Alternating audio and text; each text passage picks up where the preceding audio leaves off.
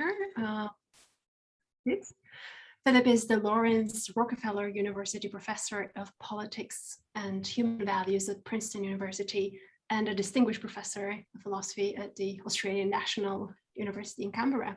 And Philip works in political and moral philosophy, metaphysics, and philosophy of mind, among others. And he writes on a variety of topics, including group agency, social norms, power, the evolution of morality, freedom, and free speech. And he has authored a great number of books, some of which include The Common Mind, Republicanism, A Theory of Freedom, Rules, Reason, and Norms, and many others. So, Philip, it's a great honor to have you with us today. And your title of the talk is Free Speech 3 Thesis. So the floor is yours. Great to have you. Great. Thank you very much, Mihaela. I feel really other people on the panel are much more expert on the actual topic of the conference, oppressive speech. I just wish I could have taken part, but as you know, it's early morning in Vancouver. I've just got up. And I did plan a talk on oppressive speech, and I thought, really, I felt I wasn't master really of the topic, and had too much to learn to actually dare to say anything. So I'm afraid I decided to give a talk on free speech in general. And now, having done it, I imagine that many of the people in the group will go along, will find things I've got to say not very surprising. But here goes. I think it's important that we have a notion of free speech as part of the wider debate about what it is makes free speech oppressive, and what legal and other responses there ought to be to oppressive speech. Okay, so of course, in approaching freedom of speech, so I'm going to divide the talk into 3 sections. I think the chat has got an overall handout that gives at least the structure of treatment. One is the meaning of free speech. Second is the benefits of free speech. And the third is the rights of free speech. So on the meaning of free speech, unsurprisingly, I approach this using ideas that I've sort of been associated with and identified with elsewhere about what freedom is. And the way I've come to think of it is the really live ways of thinking about freedom. There are 3. Social freedom I'm talking about. One is, I think, what is Hobbesian, which says to be free in the exercise of a choice, including a choice about free speech, is to just not be frustrated in taking the option that you happen to prefer, in managing to say what you actually want to say. That's freedom as non-frustration. One problem with that, of course, it means that you may be allowed to say what you want to say because what you want to say is wholly congenial to the powers around you. But had you chosen to say anything else, any other option in the choice, then you would have been impeded, you would have been blocked, interfered with, or whatever. And as I think that's Berlin's great contribution actually on this topic, he argued, of course, that way of thinking about freedom, although he didn't realize, surprisingly, that Hobbes is the great defender of that view. He said, on that view, you're free if, so to speak, think of each option as a door, if the door that you push on happens to be open.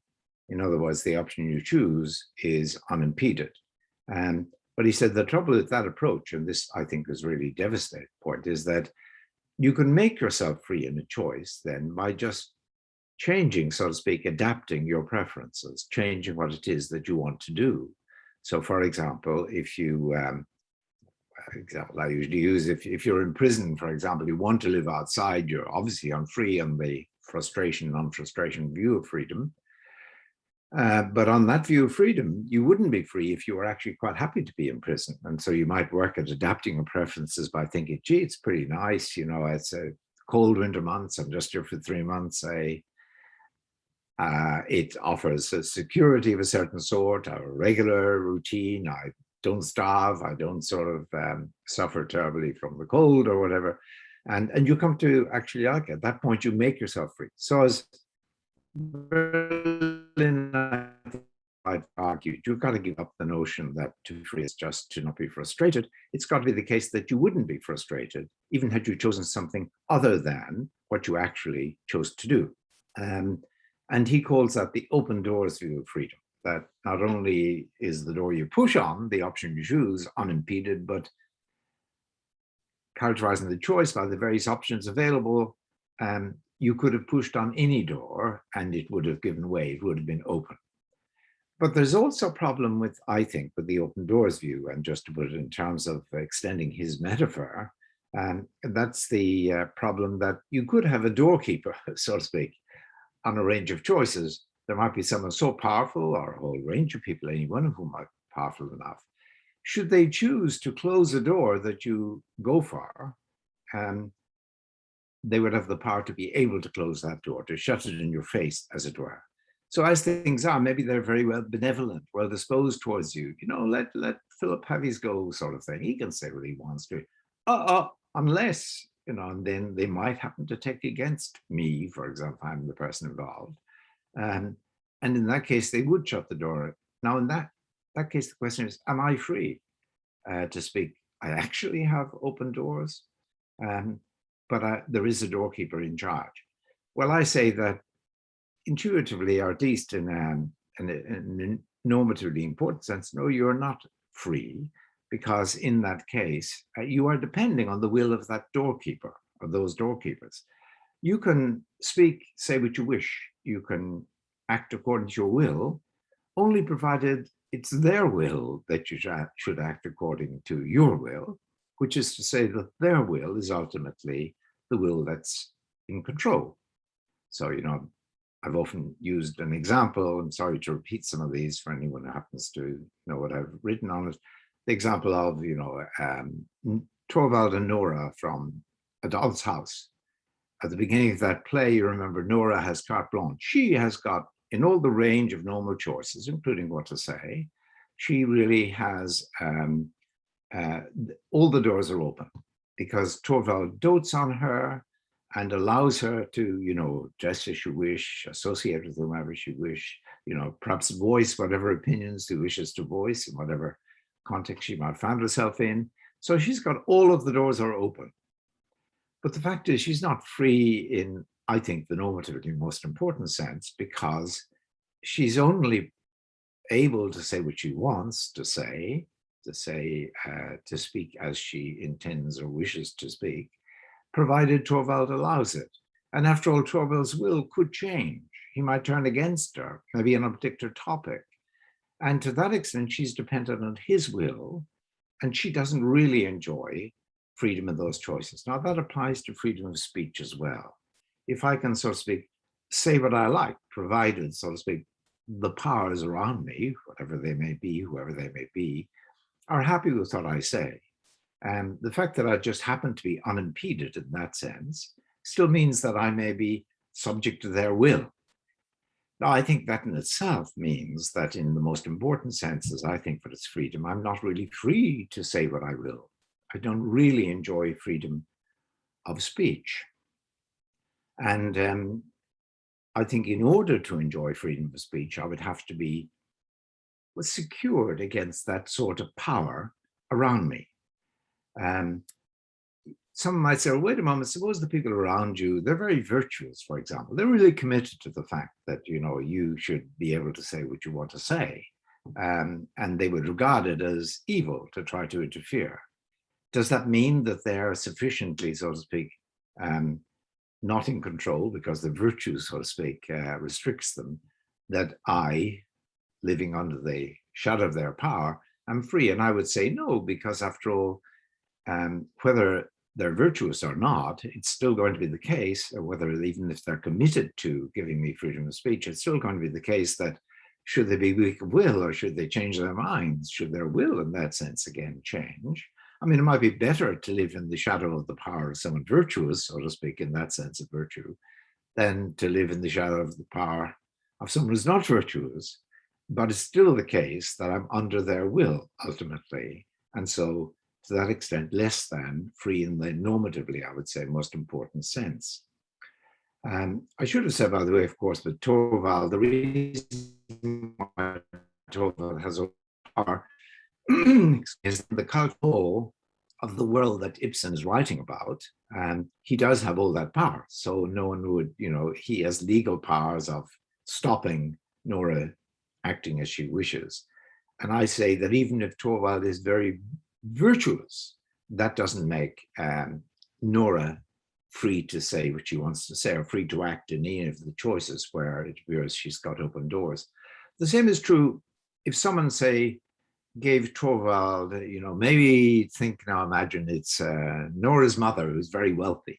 And she says to Torvald, if you restrain yourself, don't exercise your power, I'm going to give you an income of, some massive amount of money every month, real incentive, So you're going to lose all of that if you start pushing around my Nora, so to speak, if you don't give her less than the range of open doors that we think of in that culture as, let's say, personal freedom. It's still the case that what the Nora's mother, so to speak, has done in that case is she's made it less attractive for Torvald to have a change of mind or to act on that change of mind. She's, so to speak, she's added an option to him. I mean, he has the option of interfering or not interfering in what Nora does in the relevant area. And now he's got a further option, which is not interfering and claiming and enjoying the reward. That means there is another option for him, but he's still got the option of interfering and losing the reward. It's still available to him. There's an opportunity cost, but there's no absolute cost, so to speak, attached to actually interfering in Nora. So I say on the basis of these reflections that to enjoy the meaning, we're talking about the meaning of free speech. To enjoy free speech in the richest sense, I think you've got to be secured against the power of others in the relevant range, whatever that is, to say what you wish, so that they cannot just at will interfere in what you are, in what you're doing or saying.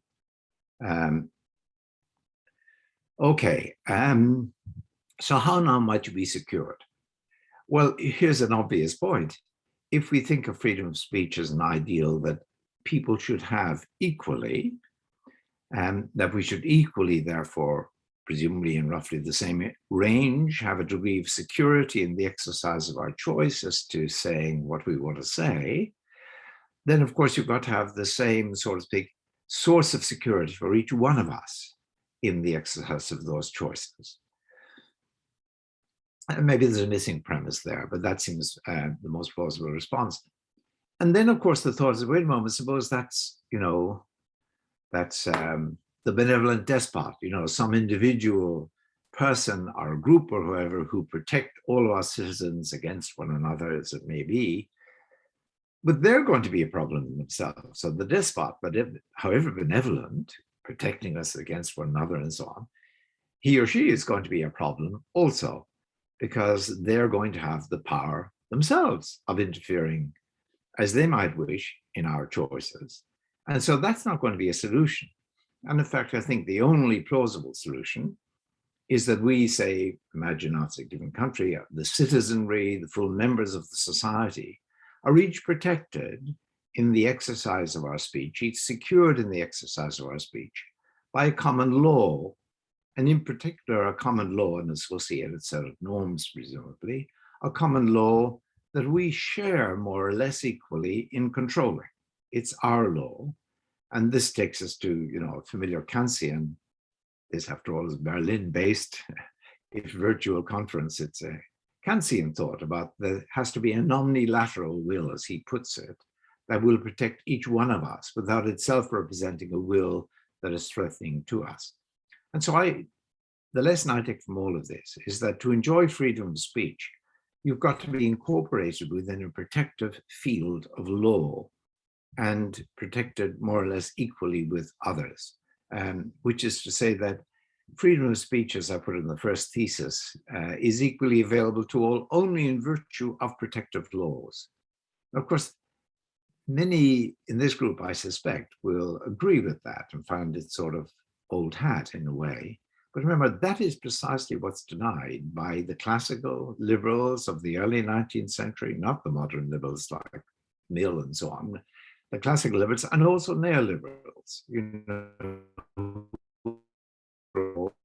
Bentham's original phrase, law as itself an invasion of freedom. On this approach, law requires freedom. The infrastructure of freedom, including freedom of speech, is a set of laws that give us each status in relation to one another to say what we wish to say in the relevant area. Okay, the second sort of theme I thought I'd talk to is the benefits now of freedom of speech. And the point I want to make here is that once you see the relationship in the way I've been casting it between freedom and law, or between freedom of speech in particular and law, then you realize that speech can have either of two, as it were, degrees of approval or accreditation, as you might put it. One is that there are speech options which are actually secured. So you're protected against any other, ideally, who would block you exercising your freedom in that range. Maybe it's freedom to speak as to what sort of political system you prefer, whatever it might be, but that will be secured. That's one, and that's going to be the, as it were, the high ideal of freedom of speech, that the options in question are ones in which you are secured by law. Of course, the other is the range where law allows you, speak as you wish. There isn't any legal penalty against doing so, for example, but there isn't any security either, should people oppose you in various ways. So you might think of that as non-prohibited speech. So the secured speech, the non-prohibited speech. And of course, there will be also prohibited speech, because various forms of speech, presumably, are not going to be beneficial overall. And so, some have them, not all can have them, some having them means that others suffer. So there's going to be a prohibited speech. And the issue, in a way, the theme of this conference, I take it, is where does oppressive speech fit? I mean, first of all, what is it that makes speech oppressive? And secondly, what is the form of, should it be prohibited? And if prohibited, in what form? But just to go back to the more general themes where I'm sort of sequestered myself for this talk, I'm just checking the time. Okay, I've got about 15 minutes. Is that correct, Mihaela? Yeah, I'm pretty sure I got 15, right? Oh yeah, I can't hear you, but it doesn't matter. Okay, good. So the benefits of freedom of speech. In distinguishing these two, of course, that you can see many benefits to not being impeded in the exercise of your speech. And the sort of interesting thing is that most discussions of the benefits of free speech actually focus on the benefits of unimpeded speech, unprohibited speech, so to speak, rather than on the benefits of secured speech, which I think are much richer than the benefits of unprohibited speech. So, for example, the benefits often cited are, well, in every case, the benefits are to either the speaker of having free speech, right, to the hearers of that speaker, or to the society at large. I think it was Tim Scanlon who worked particularly with that trichotomy of areas of benefit. Now, I think that when it comes to the law, it's, well, let's think of the benefits first of all. Unimpeded speech. Speaker is enabled to presumably express their opinions, and there are a whole range of expressive values that are cited as benefits of not being impeded, saying what you will, whether or not you're actually secured in saying that. A second set of benefits go to the speakers. If at least if I know that you are speaking as you wish, not as you're forced to in some way, then I can learn a lot about you, because I take your words to speak for yourself, assuming you're honest, and I've got checks maybe on that, you're not cheating me, I learn a lot about you. And so there's real benefit to me as a hearer, and there's benefit to both of us as interlocutors of one another. And thirdly, of course, there's a benefit to society. And, everyone at this point cites Mill on the marketplace, or rather that idea of the marketplace of ideas, that if we're all speaking as we wish, then the chances are the truth will have a better chance of coming out. Now, of course, we all know there are all sorts of problems with these benefits, but in general, benefits in that category seem to be relevant to free speech. And and they seem to be delivered really by unprohibited speech. Speech, so to speak, legally secured.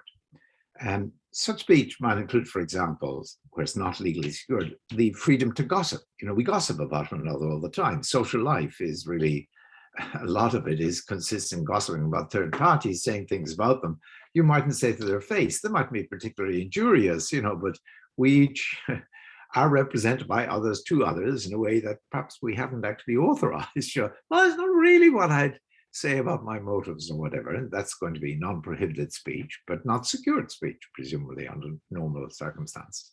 Now, if ranges of speech are secured, you get benefits over and beyond the benefits of the expressive benefits, the instructive benefits, the marketplace of ideas benefits. You also get, for example, once each person is secured in speaking on a certain range of topics as they wish, without fear or reason for deference to other people, then of course that gives them a status. They're now marked out as equal with others, with their own say and their own right to have their say and security in the exercise of that right. That gives you status. Just not being unimpeded, not being impeded, that doesn't give you that status. It might be sheer luck, so to speak. Like the court jester, traditionally said exactly what he wanted to say, because he kept the Lord and the high and mighty sort of happy and joked them and so on. They gave him a certain indulgence.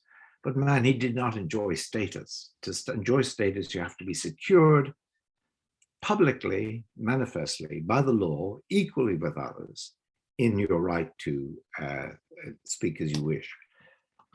Similarly, of course, if you have security, you're going to have other benefits too. One actually is going to be that if you choose to remain silent, your silence is going to be eloquent, because the assumption is you could have said no, you didn't say no. You could have said no in the sense you were secured in saying no. There was no danger to, let's suppose. We have that ideal system. Then, of course, your silence is going to be eloquent. It's going to be enfranchised, as I said elsewhere. And I think that's really important, So, for example, in a non-democratic regime, the silence of people in the face of, say, awful acts by government or whatever, or awful acts by a private terrorist force, says nothing. We know nothing from their silence. But if you have protection of people and they're saying nothing, then that really is communicating something. You got a society that comes alive in terms of mutual communication and understanding, even in the presence of silence.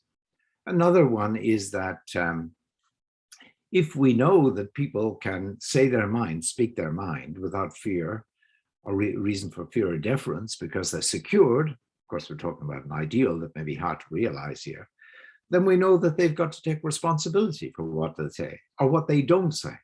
They've got to stand over it. They've got to be held, they can be reasonably held accountable for that failure to say something, for example, or for what they actually did say, because they were secured in saying that. There's no excuse available of the kind that, well, I couldn't open my mouth because if I did so, my head would be chopped off, or I'd get a heavy rap on the knuckles, or whatever it might be.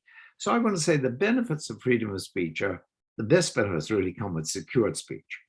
And this really takes me back to the theme of the first section on the meaning of freedom of speech, which is that it's really important to see that freedom of speech, secure speech in particular, and the benefits that go with it are really dependent on the law. It's law that gives us freedom of speech. Contra, again, the classical or the neoliberal approach that law itself is an invasion of freedom, and in particular, our freedom of speech.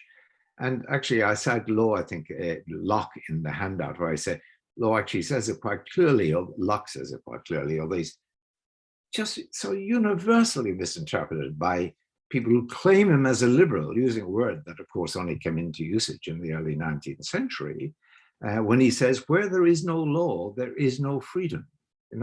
That really should be repeated again and again and again in some debates. But as I think probably most people in this group may be actually quite sympathetic to my point of view, so let me not labor it. But this thesis then is the benefits of equal free speech. They really, the full benefits require securing by law, the security of law, and not just the fact that you're not actually impeded and you're not, that's not enough to give you the status, the enfranchisement, and the responsibility and the mutual responsibility that comes with secure speech. Now, the last section that I want to talk about very briefly are the rights of freedom of speech. Once you see freedom of speech or speech as dependent on the law, then you realize the law has got two jobs. It's got one job, which is traditionally described as it's got to protect people in the exercise of freedom of speech. We'll come back to that in a moment. But it's also got to define what are the rights of freedom of speech. And it should do that looking to the best way of generating the benefits associated with freedom of speech and allowing a sort of speech which is collectively, as in if it's exercised generally, is actually going to do more harm than good. That makes no sense at all. You want the law, in a phrase actually of Berlin's, to artificially carve out the sort of speech that is, of course, A, not prohibited, but B, actually secured. And which forms of speech should be secured is going to be dependent on the benefits that the law can thereby produce for the society as a whole. This is putting a particular sort of account of how you assess laws for what they do, but I'm going to leave it there for the moment. I'm going to assume that's something like that has to be the case. You look at the benefits, you make the laws that carve out and do so in a way that assures equality among people. And of course, with some areas, you just leave speech unimpeded, non-prohibited, like the gossip area, partly because law would do more harm than good if law tried to stop people gossiping.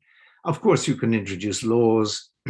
The laws that secure speech include, of course, criminal law, but they also include tort law, where you can bring a case against someone. They include contract law. And they include also, I would say, the laws of defamation and so on. So you can bring a tort, a case against someone who is gossiping about you in a particularly malicious, malign way that undermines your interest. This is all part of the apparatus required for freedom of speech. It will also only work, of course, if there are norms that go deep into the habits of the heart, so to speak, and lead people to, as it were, enforce that sort of law in their attitudes to one another and their acceptance of one another and the support of people who do say things that are unpopular, for example. These are all really important. Now I'm going to, big question is, what are the package of rights that should be secured by law? And how should law go about, given that norms are going to be as important, social norms, as the formal laws in protecting people in the exercise of freedom of speech? How should the law or the state go about nurturing the sorts of norms? Just to sort of, I think these are amazingly difficult sort of topics, actually. And in the discussion of freedom of speech, alas, they're just not addressed.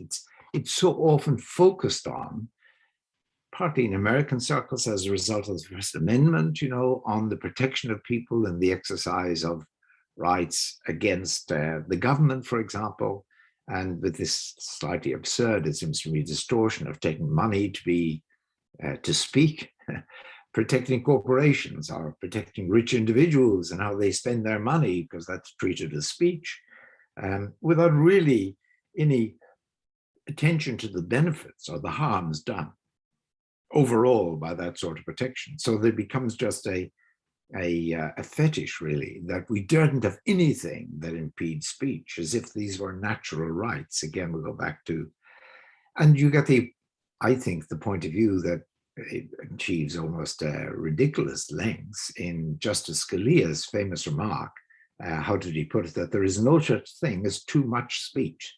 So let the corporations spend as much as they like on political causes and so on. That's all about free speech.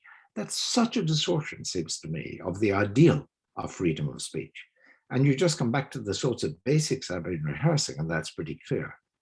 Let's finally look in the 2 or 3 minutes I have remaining at three areas that are particularly difficult, I think. And I think it's important to have a good, solid view of what freedom of speech is and should be at its best in approaching. One is the question of mass media. So is it a violation of freedom of speech if a platform, like Facebook or whatever denies, or Twitter denies Donald Trump a voice? That's really important, the issue of mass media. And I think it's important to realize that when you look at the benefits that freedom of speech, equal freedom of speech, is supposed to bring about, they do not include, and you ask what rights should people have under the law in order to achieve and enjoy those benefits. It certainly does not include the right of anyone to access to one of the forms of mass media, in this case, say, Facebook or whatever it might be, regardless of what he or she says. I mean, that sort of becomes elementary almost on this way of thinking. Whereas if you make these rights sacrosanct, almost like natural rights, then that becomes, it seems to be, less clear. Second point is social media. So, I mean, Facebook is an example of social media, but the sort of media that has now encouraged anonymous speech in incredible volume.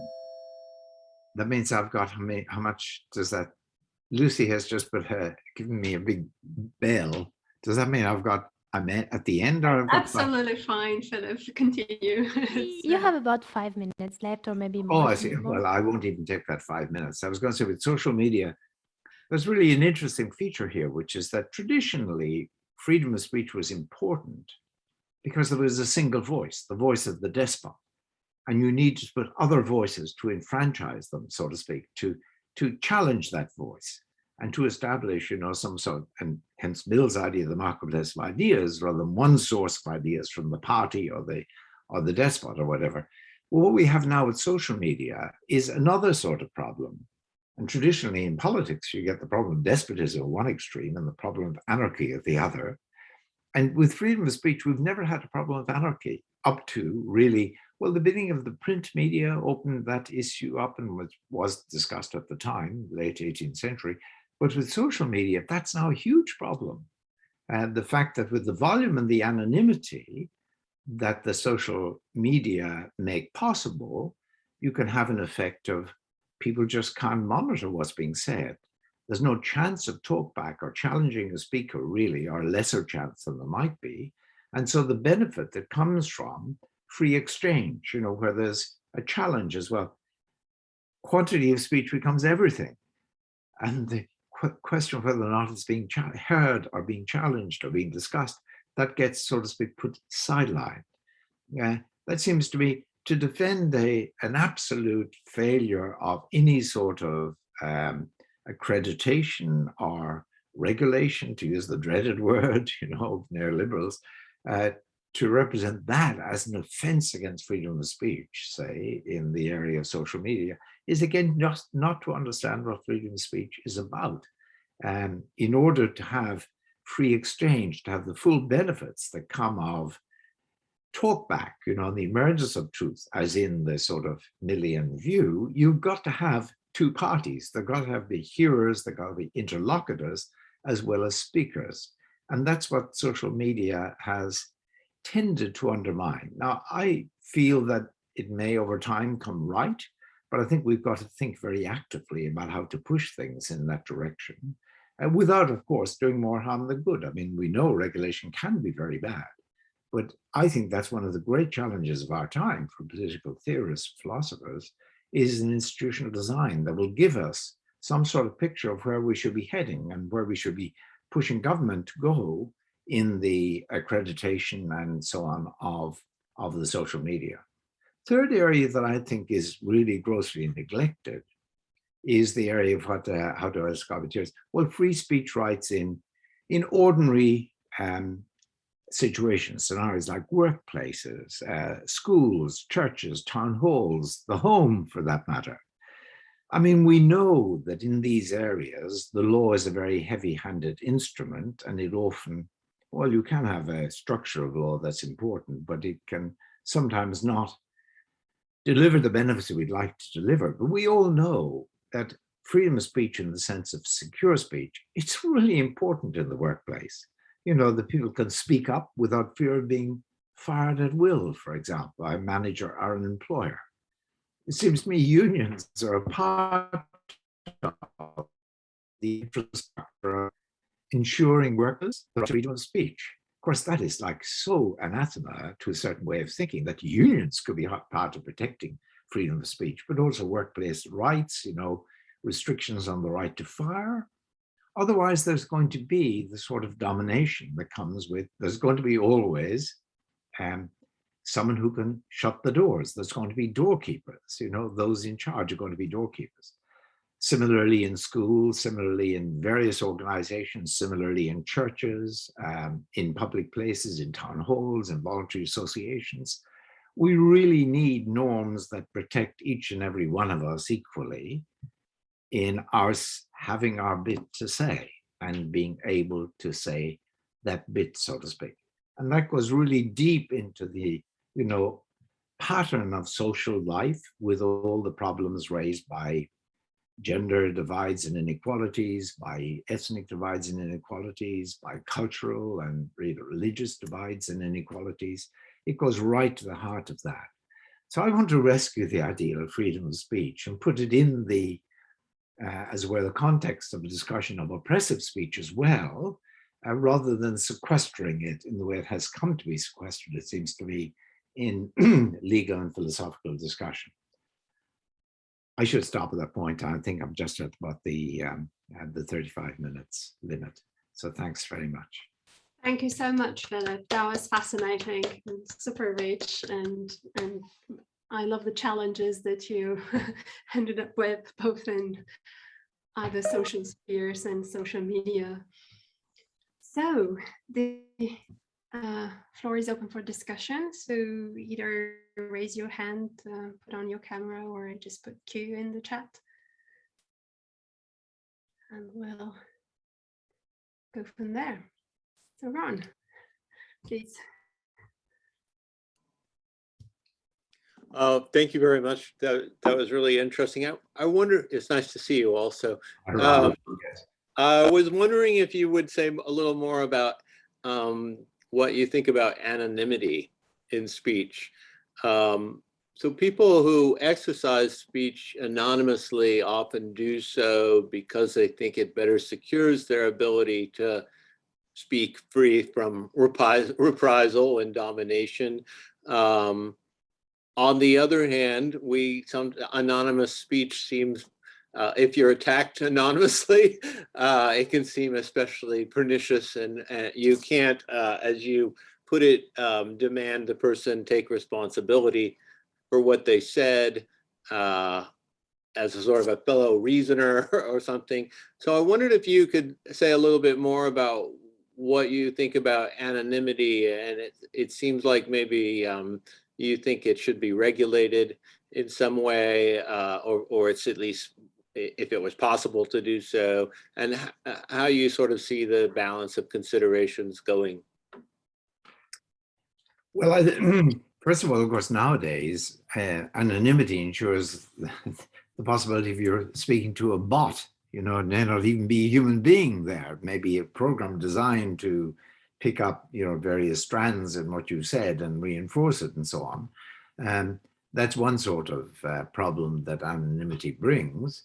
But the main one in the context of social media, it seems to me, is that if you think of the ideal of freedom of speech as the ideal that's realized once you've got people, you've got talk back, you know, you've got people exchanging with one another, you've different points of view, you've got different reasons put forward, you know, you've got challenge and mutual understanding if that can be achieved and so on. Those benefits are completely lost if the voices coming at you, so to speak, are voices you don't know from where. You don't know whether they're human. If they're human, you don't know whether it's the same voice as another voice that maybe happened to use a different tag, you know, ID identifier or something like that. And you you really have, there's none of the benefit of exchange or interlocution, as you might put it, right? There's only the supposed benefit of words getting out there, and you get the Scalia absurdity, really, that the more speech, the better. People pump out words. Someone said early before, bots came on stream and so on. It's as if you had a waterfall that just generated words, speech, sentences, claims, that'd be a good thing. And of course, everyone knows it wouldn't be a good thing. You need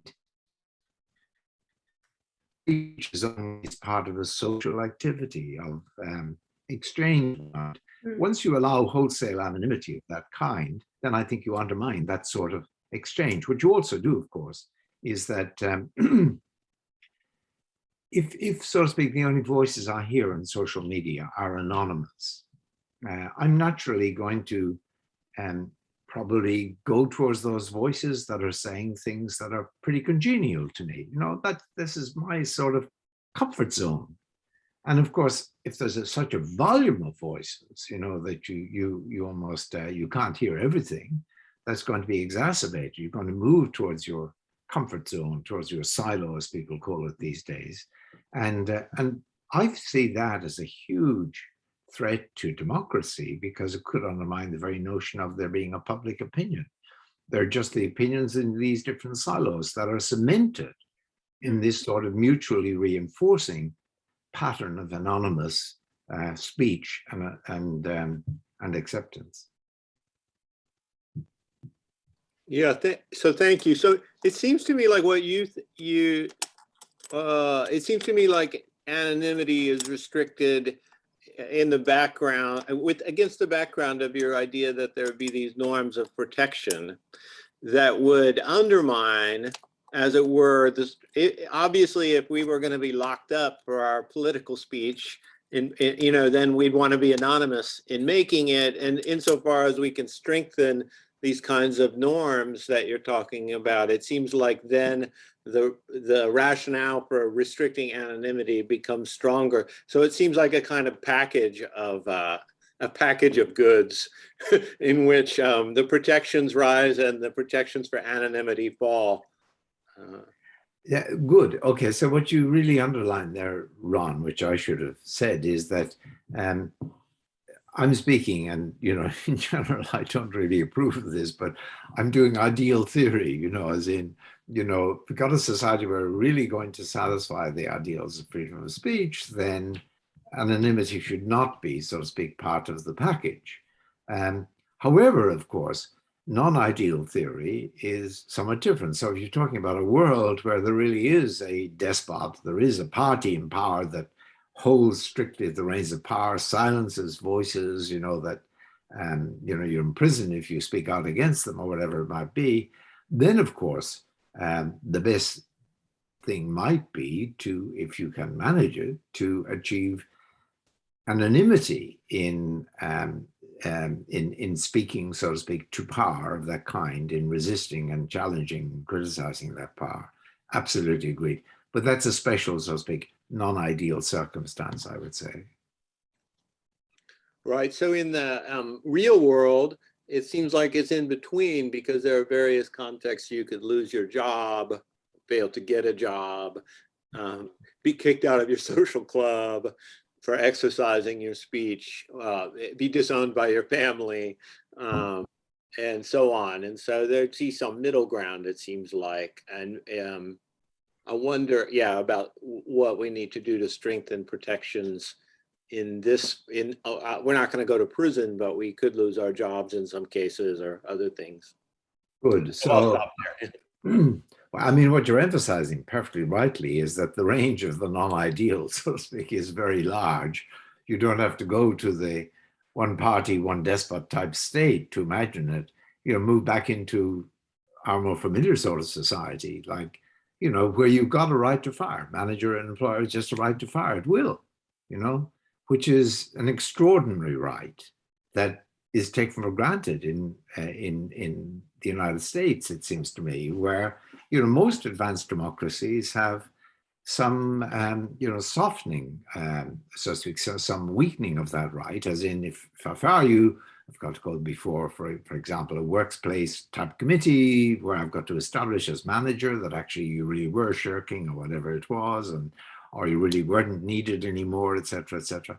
I mean, that's going to dampen, so to speak, the right to fire at will. And that equally is going to strengthen, on the other side, the right of workers to speak out against management.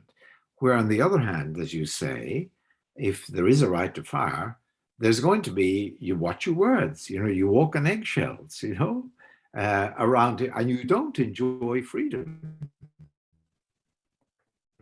You don't enjoy freedom of speech. You don't have secured or anything like secured freedom of speech. And in those cases, I can imagine, the anonymous thing put up on the board late at night or whatever, about this or that manager or employer, that they're unjust or maybe expressed in ruder terms, might certainly have a role. I mean, a positive role to play. That's great. So we have Catherine next. Thanks. I had a very similar question to Ron. And so just one comment, and I'll ask something else, but it could be that instead of having our real identities revealed online, there's like a middle ground between being anonymous and having our real identities show, where you could still hold people accountable. I mean, you could have like a persona, online persona, or an alter ego, and there could be some way of tracking your truth telling, like what the things you say.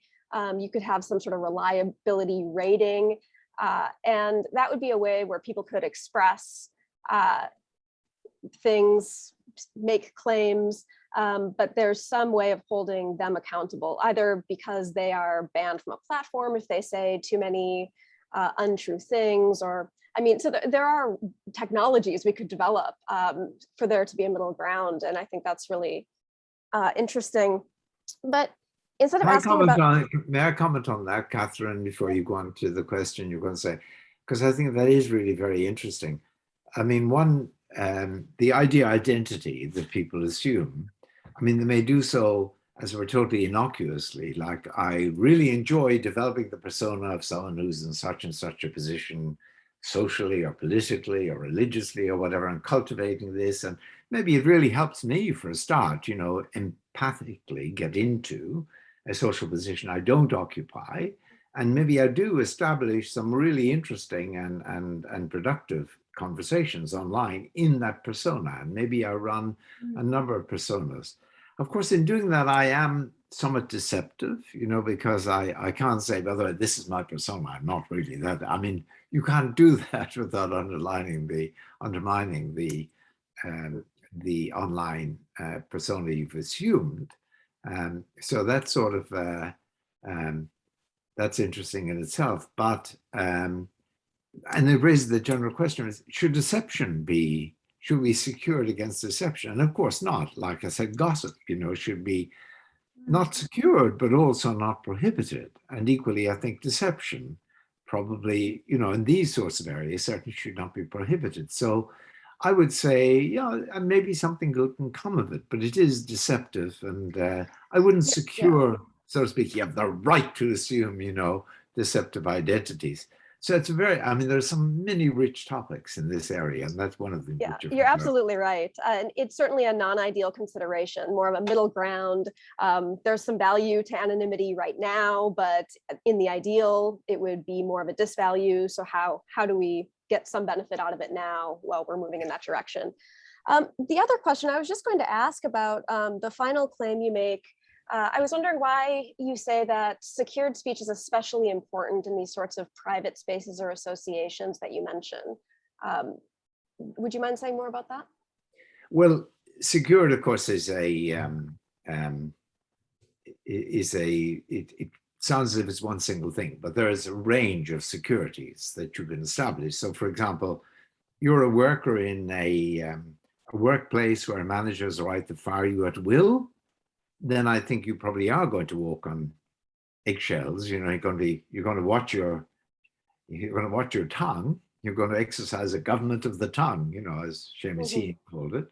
And you're going to do so in a way that is detrimental. I mean, you don't say your bit and so on.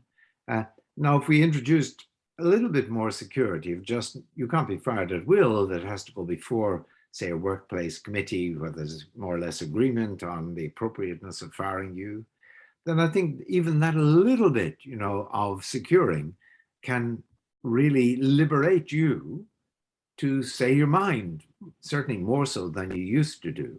I think here it's a little bit like, we know from criminology that having a penalty on a certain sort of activity really has a powerful effect in inhibiting people from that activity.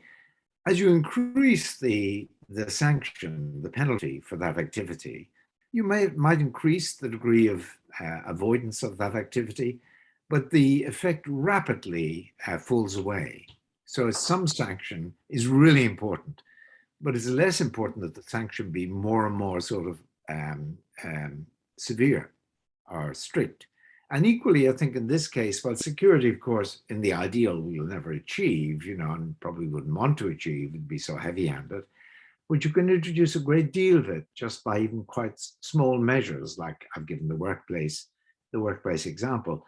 I think that, for example, we need social norms which allow someone, say, in a town hall type context, whatever it might be, involuntary association work context, stand up and say their bit, even if it may not be all that comfortable to listen to.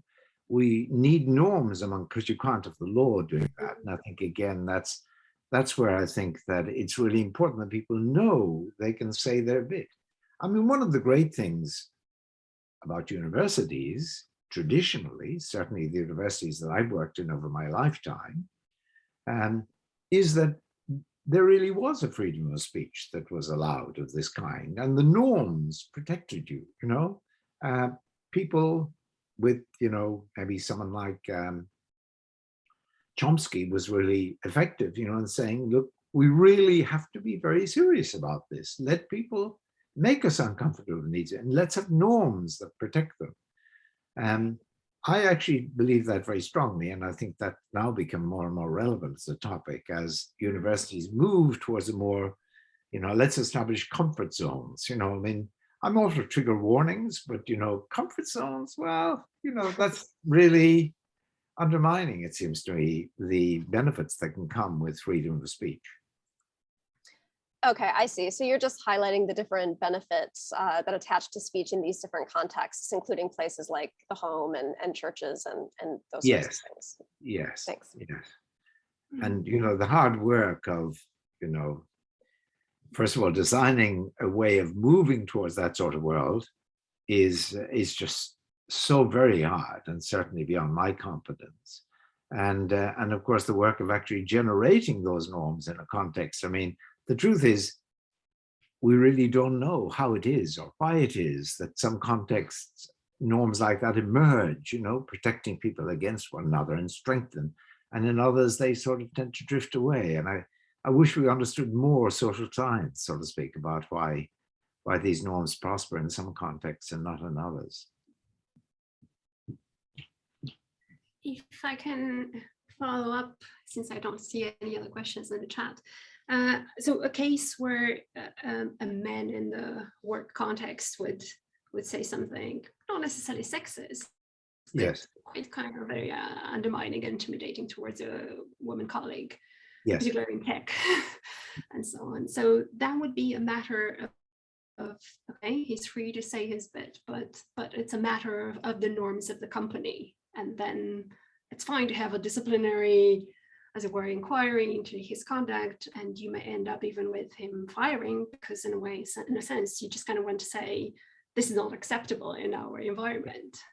Well, I think one of the great successes, in my lifetime, on the political front, at least the front where I think is important, has been with the rise of feminism, that has simply made various things unsayable.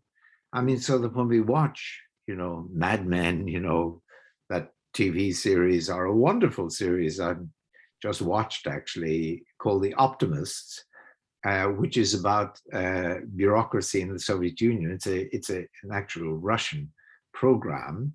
I saw it in Australia, where they have one particular TV channel that has foreign films, foreign series and so on. So The Optimist is a Russian version of what it was like back about 1960. It's a terrific series about anything else, if you can get your hands on it. But man, you just watch this and you cringe, at what it was, as what was sayable, so to speak, in that context. And that is really, unfortunately, not always, but much less sayable nowadays. Because what was said really was, well, to use the word from your conference, was really oppressive of women, And the fact that there was no security against that sort of remark, and there were sort of gendered norms that actually, far from protecting, actually strengthened, that sort of oppression. I mean, that was really, so at least we know in this area that, and it's obviously been a number of different streams, but surely feminist activism has been the main one. And the efforts of academics, I think, in introducing various concepts, rethinking things, putting ideas out there, have really improved at least the norms in that area, and have introduced a sort of freedom of speech that wasn't there before, as in the woman couldn't talk back and say, I insist on being heard on this and not being dismissed as just, being emotional and a woman or whatever it might be, to think. I think that's of the essence of freedom of speech. And that's what I was trying to emphasize in that last section. Mm-hmm. Right. The difficulty is always that norms take so much mass and effort and time to I know, and change it's such a rubbery target, when you try, and of course you can overshoot, you can have bad results, aiming at good. I mean, all sorts of things, can go wrong. And as I said, it's sort of sad. We don't really understand how it is that we can, shape norms to be productive in this way without going heavy-handed, as in, a government laying down, you shall not, say this, that, or the other. But just one little comment on this. And, this isn't an altogether welcome comment, maybe, to me or to any of you, which is that, for example, there are bigots, and one response to bigotry might be to silence the bigot, by actually making it prohibiting that sort of speech.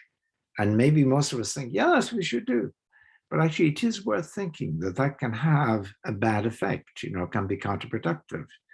Because, of course, once you have that sort of law against bigotry, you can't ever be really sure that this person who didn't make a bigoted remark didn't make it because of the law, out of fear of the law, rather than because of not being a bigot, And remember, I talked about freedom of speech, enfranchising silence, Well, the trouble is when you've got heavy-handed laws, for example, that stop people making others uncomfortable, as you might put it, then, of course, the people who want to be comfortable can never really be sure about the attitudes of those who are now prohibited.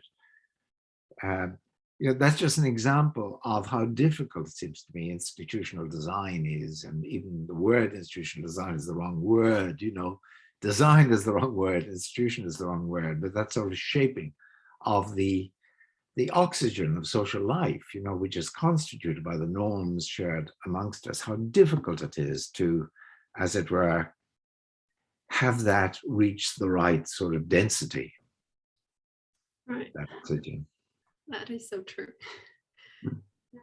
But when it comes to indeed the social media, I would say whatever, regulation, moderation, yeah. Actually, what do we do? I mean, we see kind of different degrees of allowing this kind of problematic speech from different channels. Some are more kind of conscientious about what they want to promote, others are more relaxed. So you see different cohorts of people inhabiting those spaces. And is there a danger that, and in particular with the social media, that kind of has this kind of amplification and it reaches so many, that you kind of reach that kind of critical masses that is almost able to sort of shift the norms of acceptability towards an undesirable path? Yeah, that's awful fear. I mean, my biggest fear probably with social media is that you really do undermine public opinion. And the partisanship you see, for example, in political speech in the United States at the moment is, I find it absolutely terrifying. And obviously the versions of that elsewhere. I'm sure that's exacerbated by social media, as lots of people say. My one sort of faint hope, as I said, I don't really say is unfortunately exactly what we should be doing with the law or whatever. One faint hope I have, though, is that if you look at the history of the print media, for example, late 1700s, I mean, the broadsheets, as they were called, were really scurrilous. I mean, they were pretty awful. I mean, people would, working for a broadsheet, I might, track someone leaving a brothel, say a man leaving a brothel, and say, Lord so-and-so, assuming this is someone wealthy or aristocratic, whatever, we're going to be publishing this article, I'm going to write this piece about, this is your favorite brothel or whatever, but of course you may wish to make a donation, to the broadsheet, and there really was bribery of that kind, was rampant. Now, over the 19th century, and again, I don't think we fully understand why it happened or how it happened, but you did get the emergence in the print media of, as we came to call them, quality newspapers, so to speak, versus newspapers that were more and more regarded as like, a bit of a joke, really. I remember, if I can be personal, visiting the United States. I then lived totally in Australia with my family back in, about 1990, I would say. And my then early 90s, he was about 8, found this newspaper in a place we stopped, which was called, I think it was called World, God, I can't remember, it's some very innocuous name, but this newspaper, he started reading this out to me. I remember driving this RV around Nevada, where he said, Dad, it says here, and there were the most really absurd things. And I was saying, well, Roy, you don't believe everything you read, but it's in the newspaper, And this newspaper, I mean, I don't know if anyone would have taken it seriously, but he eventually came to a page where he said, Dad, it says here that animals pray. And there's a photograph of a chimpanzee looking, like a 14th century Madonna, eyes to heaven, the light of God or whatever, praying. Even he said this part, this is complete rubbish. I remember he threw it to the ground. I mean, that really wasn't damaging, that newspaper. I suspect everyone who read it for titillation or something, it was just a joke, it would become, so something like that did happen in the last century, the 20th century, I've said, it maybe began the 19th and 20th, whereby newspapers came to distinguish themselves, and when the New York Times said something like, what does it say? The truth and nothing but the truth, or, that wasn't initially, that really was saying, this is, buy it because we really are committed to this, and that happened. So maybe that will happen with the platforms as well. Right. Some platforms will come. Yeah. Okay. A pious hope. Yeah, indeed. Sort of that. There's filtering and waking up or yeah. That was fascinating, Philip. And if there are no more questions, feel free to. We usually have a kind of a closing discussion at the end of each All right, day. this is the end of your day, the beginning Yes. of mine. Right, okay. So very good. feel free if you have any other questions, points, comments, or anything you want to say. Say your bit.